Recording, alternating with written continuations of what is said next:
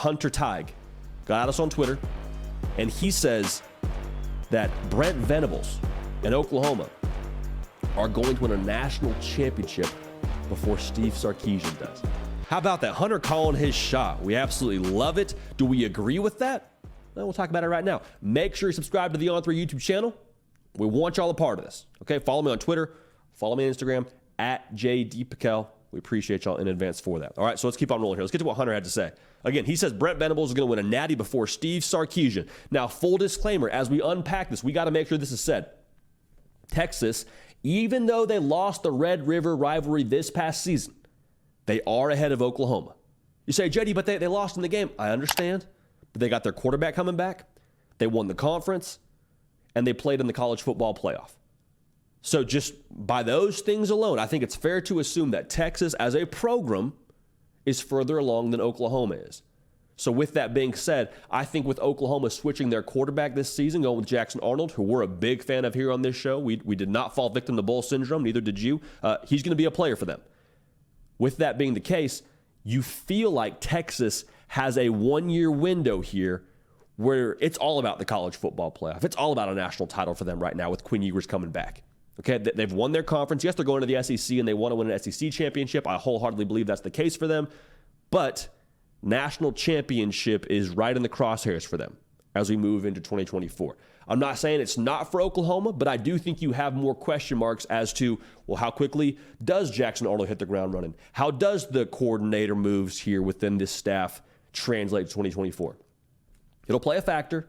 Those are question marks. They're not necessarily concerns why you shouldn't win a national championship, but I don't think it's unreasonable to have a wait-and-see mentality with those. So what I'm trying to say here is I think Texas has a one-year window, a one-year head start on Oklahoma with Quinn Ewers coming back to try and check this box of winning a national championship.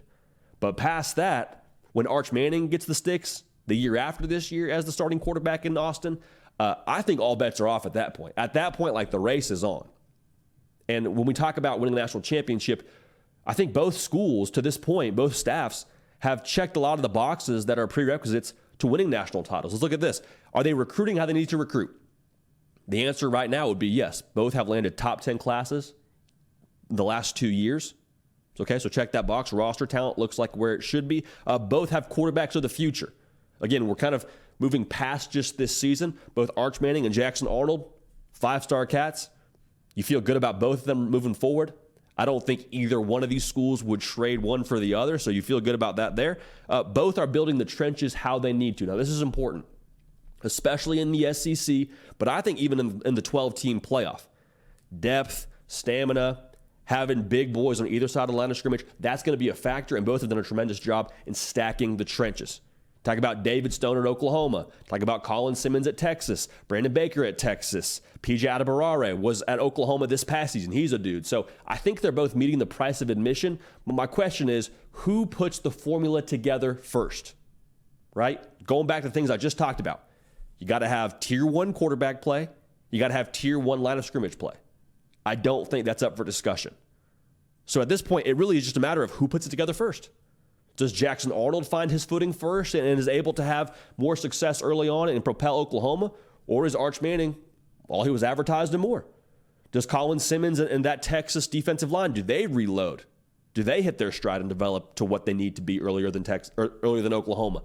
Because I think that's the race. The trench play from both sides is really what I'm watching, along with the quarterback play. Because if you have those two, there's other factors that go into it. But from a pen and paper standpoint, from looking at the roster, that I think is the biggest thing that's going to set them up for success. Because then once you get into the college football playoff, really it's game to game. It's who do you match up with? It's how do you prepare? But I think something to look at within this outside of the roster is how much does experience matter? Because if we're looking at who experience favors between these two teams when it comes to matchups, you lean Texas.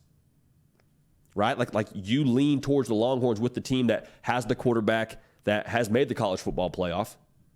But even further past this season, talking about if you have the Arch Manning versus Jackson Arnold debate, which head coach has college football playoff experience? Steve Sarkisian. Steve Sarkisian has also made the national championship game as a coordinator. So when you talk about what the future holds for both of these, I wonder how much experience is going to play a factor. And this year could be crucial in gaining experience for Brent Venables. If they're able to make the college football playoff their first year in the SEC, that would be massive. But if it came down to picking a side in this one, I think you do have to lean Texas here. But again, a lot of those are big question marks around how quickly does Jackson Arnold get rolling? How quickly does that defensive line that Oklahoma just recruited this past class, how quickly do they get up to speed? So a lot of variables here, but here's the main point I want to say. Outside of 2024, I think it's anyone's ballgame.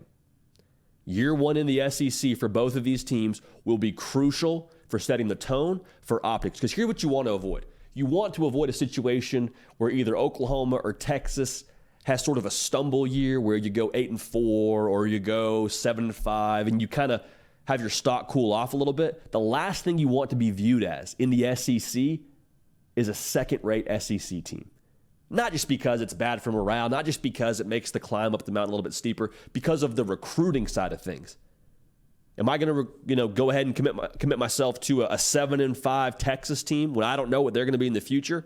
Or do I want to commit to a team that's 10-2, that's trending the right way, that has their stock going up, and play for that team?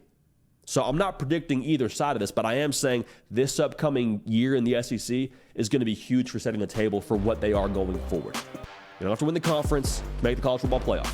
Got to be hot at the right time, got to have the right ingredients on your roster, and got to be able to move forward here with those things fully developed and in play. Hey y'all, thanks so much for watching. Subscribe to the channel here to make sure you don't miss an episode of The Hard Count. Also be sure to check out other videos on the On3 YouTube channel.